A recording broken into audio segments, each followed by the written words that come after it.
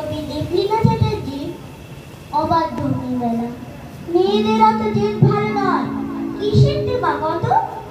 মেয়েরা একটু শান্তই ভালো, লক্ষ্মী দেবীর মতো।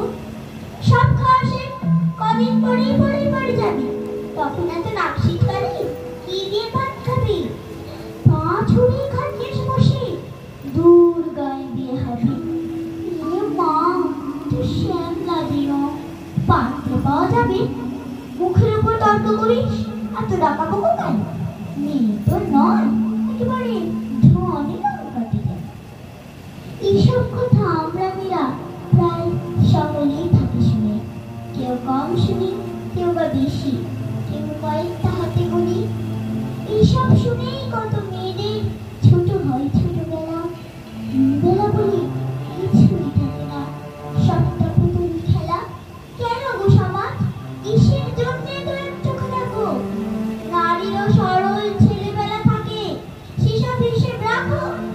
কেন গো মেয়েরা ডান পিঠে হলে দূরে দিয়ে রাখো তালা?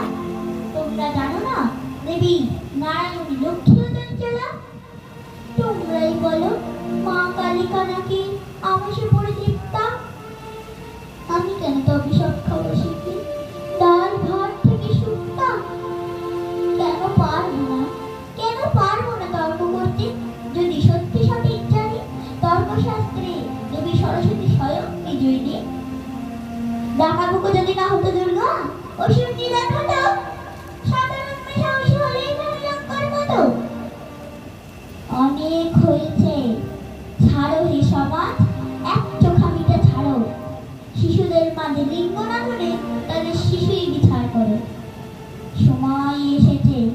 সময় এসেছে মেয়েদের পায়ের বেড়ি করে দাও খোলা। এরপর থেকে আমাদের থাক অবাধ্য মেয়েবেলা। এরপর